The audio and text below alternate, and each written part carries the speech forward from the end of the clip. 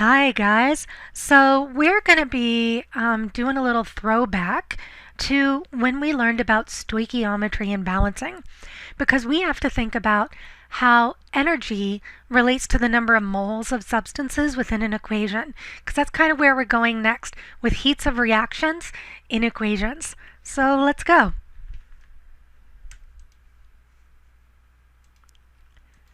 So the first thing I want you to understand is we are going to be using table I when we calculate these, and that's going to be very important to us. So remember, in table I, it's a list of equations with their reactants, their products, and their delta H, or heat of reaction. Now, there's a couple simple rules I want you to remember about heat of reaction. Remember, a negative delta H, or a negative heat of reaction, means that that equation is exothermic, which means by extension a positive delta H, or a positive heat of reaction, will be an endothermic reaction.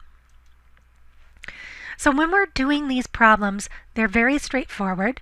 They're just like the stoichiometry problems that we did way back in December, and the values from table I are going to go on one side of our proportion, and the question information will go on the other side. So there's a very simple rule I tend to follow. Moles over energy. Okay? So we're going to use moles over energy whenever we're doing a problem. So we're going to have two proportions. Or we can think of it as our delta H. So we have moles over energy equals moles over energy, and our first set of proportions comes from table I, and our second set is going to come from our question. All right, and you'll see what I mean by that a little bit better in our first example. So I'm going to do this first example with you, and then I'm going to have you try one on your own. So let's look at example number 1. Given the following reaction, we have solid glucose reacting with oxygen to form carbon dioxide and water.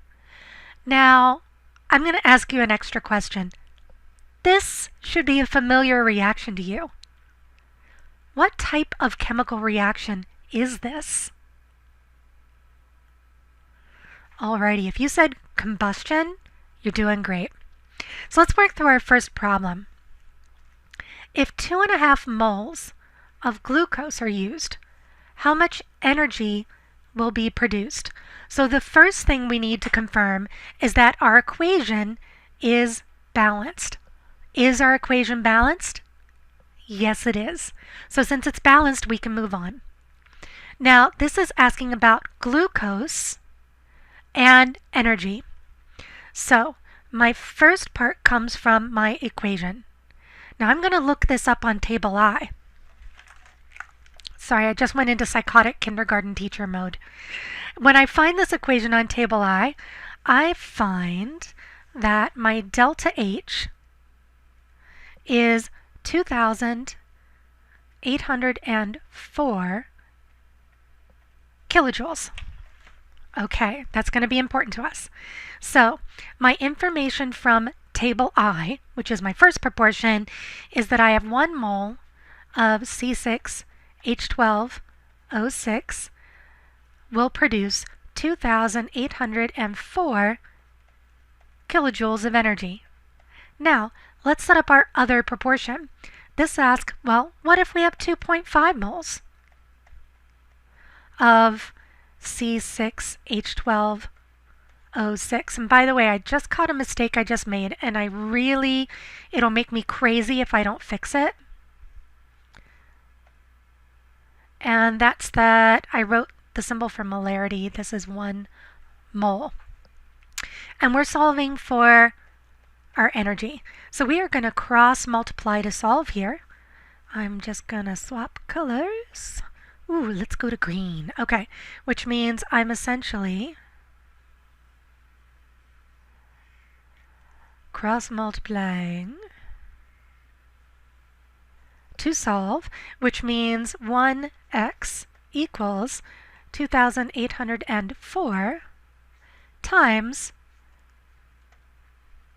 2.5, which means our answer to this question will be 7,010 kilojoules when we do our math. Great. So I want for you to try problem number 2. And I just want you to do part A. So I'm going to give you a moment. First thing you need to do is go to table I and look at how much energy is produced in the synthesis of 2 moles of ammonia. Then you're going to set up your proportions. Remember the first proportion from the balanced equation with its energy, and the second proportion from the question. I'm going to give you a moment to try to solve it. If you're really stuck, write demo. Alrighty, so let's work through this problem together. So this asks if 0.5 moles of ammonia are produced, how much energy is released? So the first thing I need to do is I need to go on to table I and see how much energy does it take, or how much energy is released when we make 2 moles of ammonia, and that will be 91.8 kilojoules. And that's a negative delta H because this is an exothermic reaction. I'm going to work out our problem down here at the bottom. So our equation from the balanced equation says, well, we have 2 moles of NH3 in this equation, and that will produce 91.8 kilojoules of energy.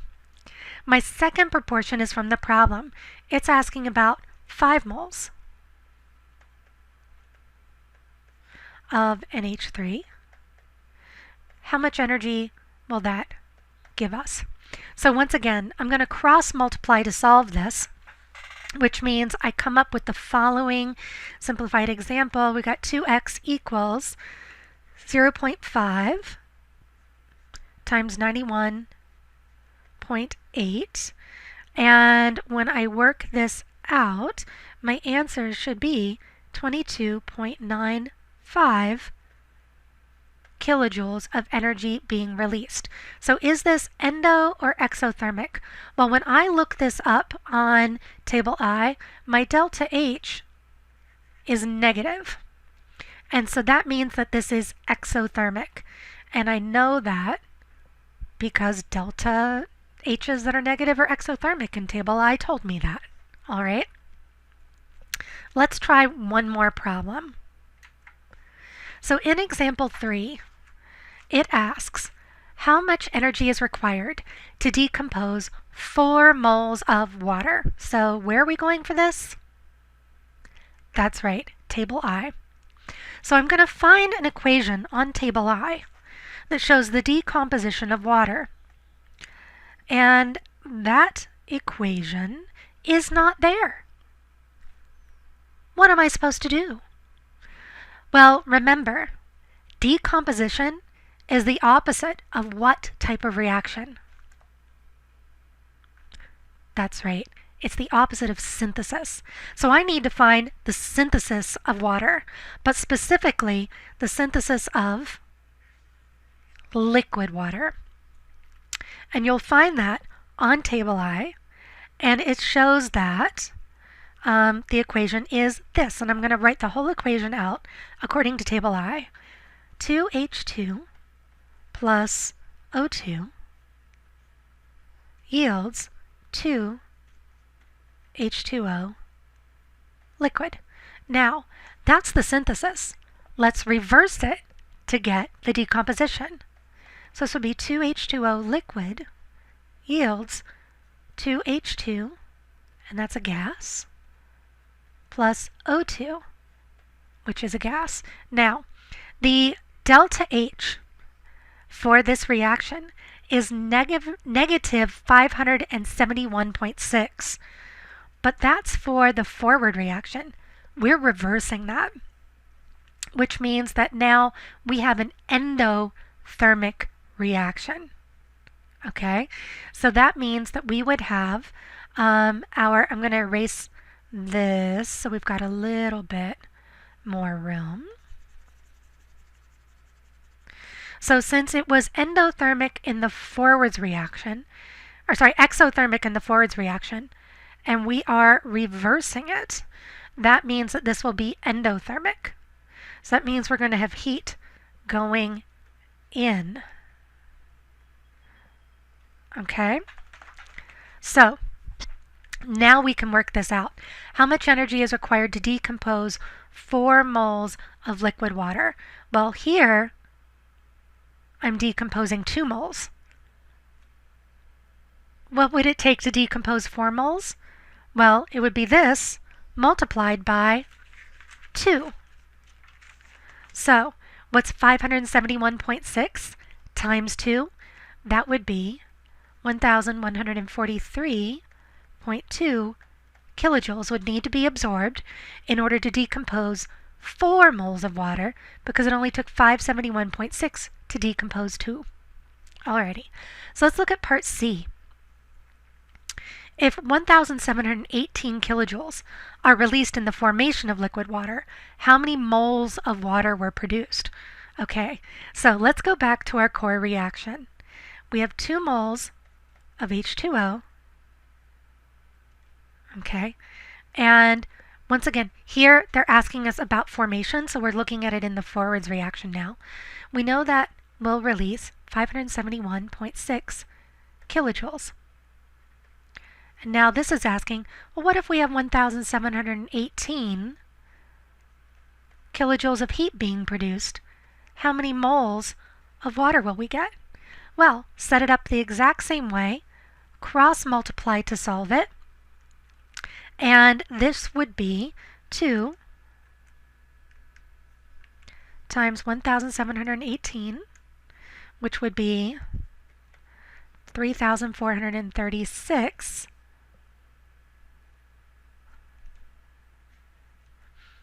equals 571.6 times x. So I will take that answer and divide it by 571.6, and that will get me 6.01